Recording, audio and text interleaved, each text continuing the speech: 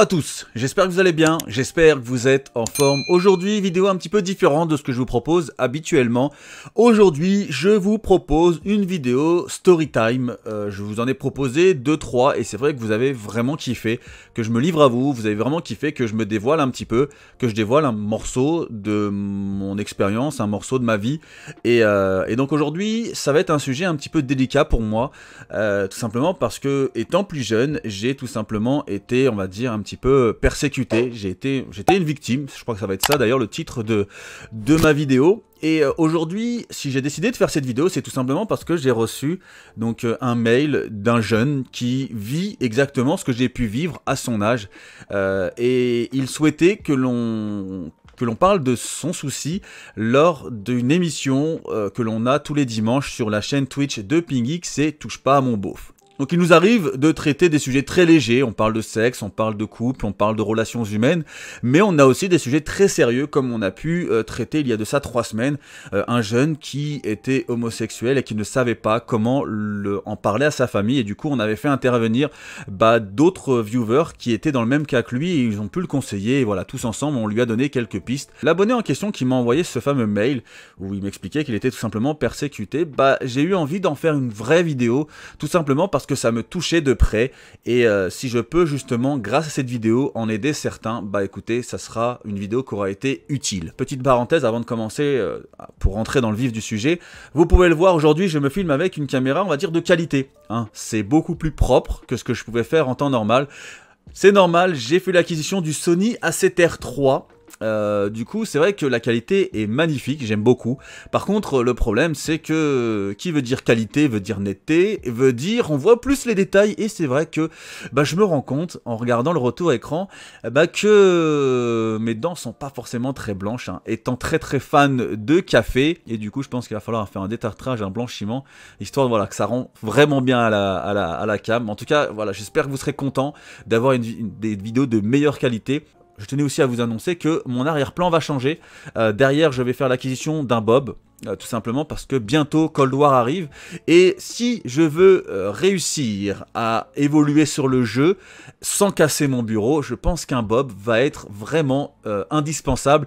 Et comme vous l'avez pu le voir dans les vidéos Best of Rage sur Warzone, où un streamer très connu s'amuse à droiter son bob, je pense que ça va me mettre vraiment très utile. Hier encore, j'ai mis une grosse droite sur l'expédite qui est à droite, et je l'ai fissuré, donc voilà, on va arrêter de casser du matériel et on va se servir du bob. Petite parenthèse terminée.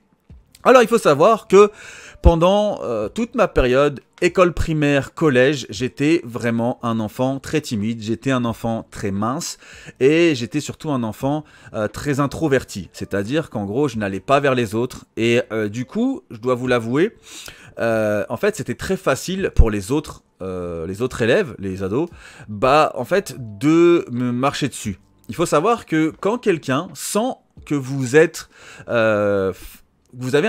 sans la faiblesse en vous, vous allez trouver ça un petit peu stupide, mais c'est exactement quand un chien sent que vous avez peur, et c'est là où il va être encore plus agressif.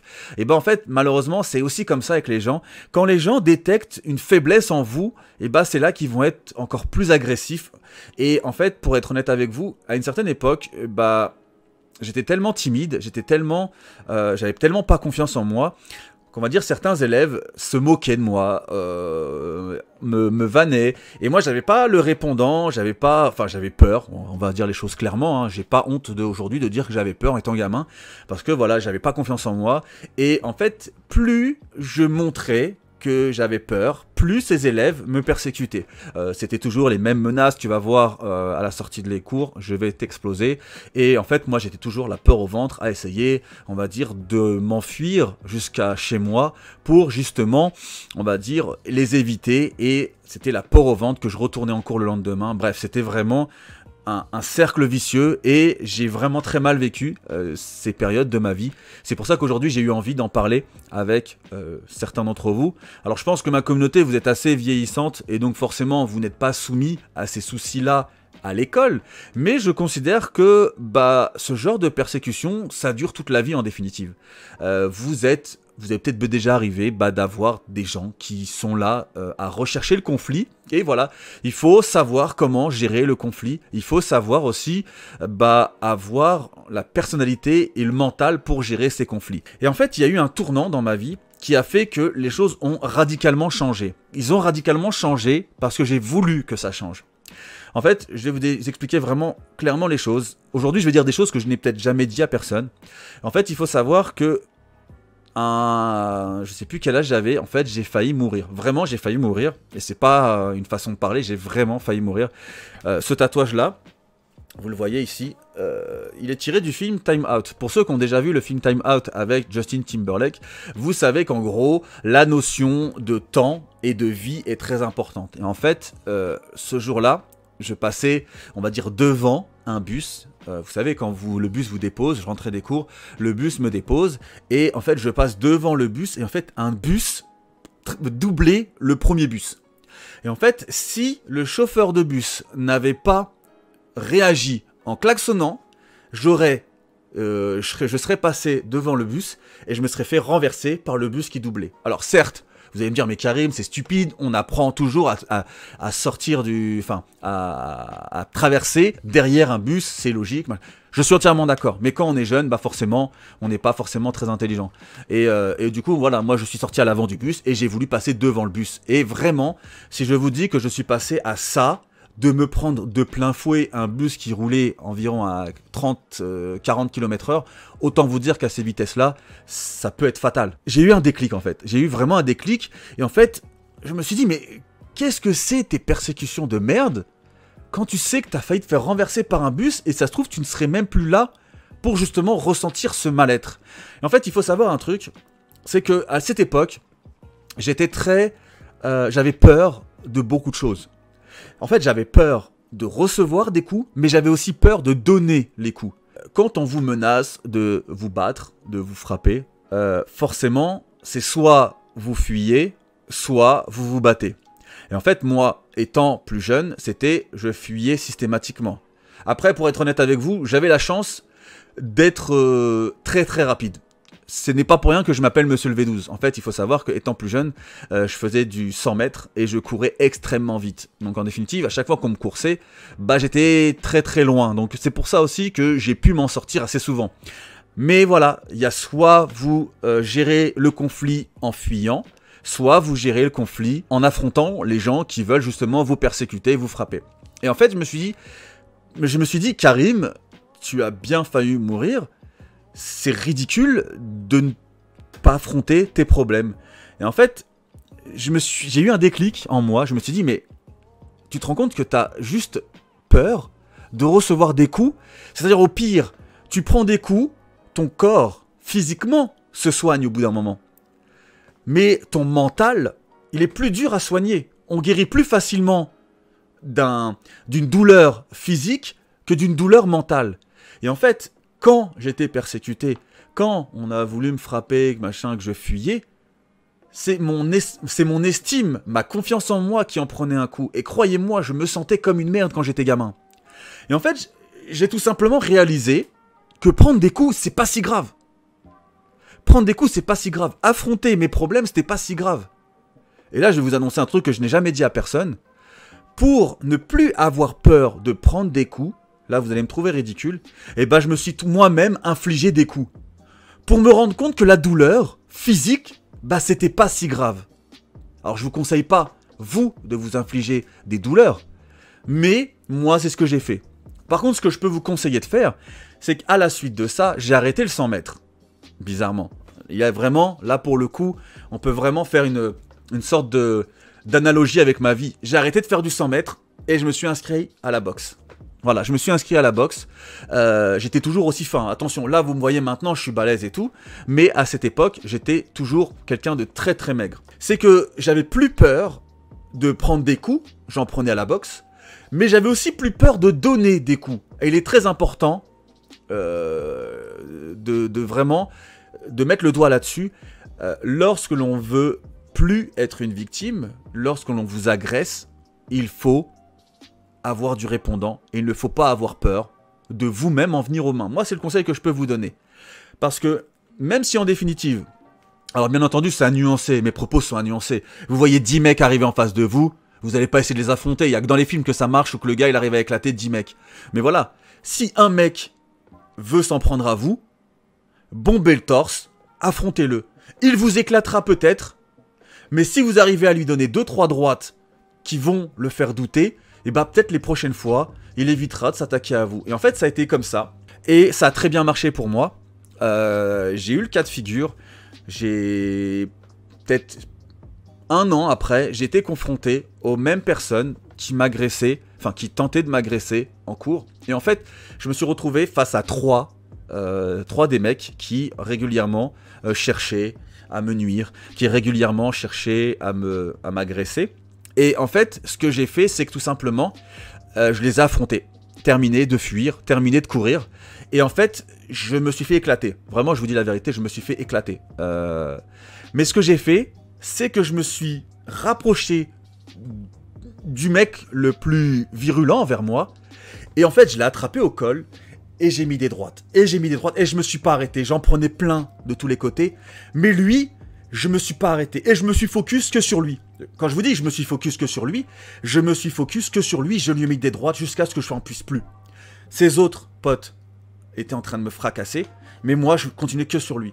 Si je vous dis que le mec, je l'ai défiguré et que pendant 4 mois, son visage était défiguré, je vous mens pas. Mais au moins, plus jamais ce mec m'a cherché des noises. La nouvelle s'est un petit peu répandue. Du coup, les gens ont commencé, alors que j'étais persécuté par une seule personne. Mais voilà, les gens, en fait, vu qu'il y avait un groupe qui me persécutait, et ben en fait, d'autres personnes s'amusaient aussi à me persécuter. J'étais vraiment une victime, je vous l'avoue. J'étais vraiment une victime. Et ben, on a commencé à me respecter. On a commencé à se dire, lui, si on l'affronte, en gros, il va pas fuir. Et donc, valait mieux pas, en gros, me nuire. Et après, tout à l'heure, je vous expliquais que ce genre de conflit, vous les avez aussi en tant qu'adulte. Il y a aussi des adultes qui se font agresser. Il n'y a pas que des enfants. Et en fait, le troisième conseil que je peux vous donner, c'est aussi de ne pas hésiter à aller en salle de muscu. Alors certains vont me dire, mais ça a quoi le rapport avec la salle de muscu, se défendre? Bah écoutez, je vous dis la vérité. L'apparence, le physique, a une importance capitale dans l'image que vous renvoyez aux autres. C'est très récurrent de voir des gens qui vont dire « Oh, lui, il est balèze, je vais pas me frotter à ce mec-là. » Alors que je connais des mecs qui sont comme ça, ils vous éclateraient un mec qui est comme ça. Parce que c'est des mecs, c'est des teigneux, c'est des mecs qui savent se battre. Donc voilà, la muscu n'a pas forcément que vocation à vous donner plus de force. Et en plus, ce qui veut dire plus de muscles ne veut pas forcément dire plus de force. Hein. Mais une personne, quand elle va voir que l'autre est épais, eh ben, elle va réfléchir à l'idée d'agresser. En fait, voilà, l'aspect physique joue à créer une sorte de respect. La personne en face va réfléchir à 2 fois, justement, à vous agresser parce que vous êtes balèze. Et encore une fois, je vous le dis, ce n'est pas une règle absolue. C'est pas une règle absolue. Et bien entendu, si les mecs sont 4, 5, que vous soyez balèze ou tout fin, voilà, ils vont avoir les couilles, parce que forcément, ils sont en groupe. Tout ce que je vous dis aujourd'hui, ce n'est pas forcément de compter que sur le sport de combat, que de compter seulement sur la muscu, mais le fait de vous créer un physique, déjà vous allez avoir plus de confiance en vous, et le fait de justement faire un sport de combat, va plus facilement vous apprendre à prendre des coups et ne plus avoir peur d'en donner. Et donc c'est là, si je devais te donner un conseil, donc Malik, la personne s'appelle Malik, c'est tout simplement de ne plus fuir. De ne plus fuir et d'aller justement prendre tes soucis à bout de bras et justement ne plus te laisser faire. Tu vas prendre des coups, je te le dis la vérité, tu vas prendre des coups, c'est certain, mais au moins tu auras la fierté de te dire que tu te laisses plus faire, que tu ne seras plus une victime. Il faut savoir que à l'heure d'aujourd'hui, j'ai 37 ans, je ne me suis pas battu depuis, ça fait tellement d'années, hein. C'est plus, enfin j'ai pas eu de situation qui nécessitait que je me batte. En fait, il faut savoir qu'il y a des moments où vous devez vous sentir menacé et vous défendre, et il y a des moments où vous devez laisser courir. C'est pareil sur les réseaux sociaux. Ne prenez pas ça comme de la faiblesse quand je réponds pas à vos messages de haine. Je parle à tous les haters qui peuvent me regarder. Je réponds pas à vos messages de haine tout simplement parce que vous êtes loin. Parce que, voilà, c'est pas important. Ça va rien... Je me sens pas menacé par vous. Au pire, j'ai juste pitié de vous. Mais croyez-moi, le jour où je verrai certains des haters qui se sont amusés à m'insulter, ça sera pas pareil. Tant que vous vous sentez pas menacé, vous ou vos proches, de manière physique, laissez courir. Laissez courir. Mais moi, ce que je vivais à l'époque, c'était vraiment des menaces physiques. On cherchait vraiment à me faire du mal, physiquement. Et donc, c'est pour ça que j'ai fait en sorte d'affronter mes problèmes.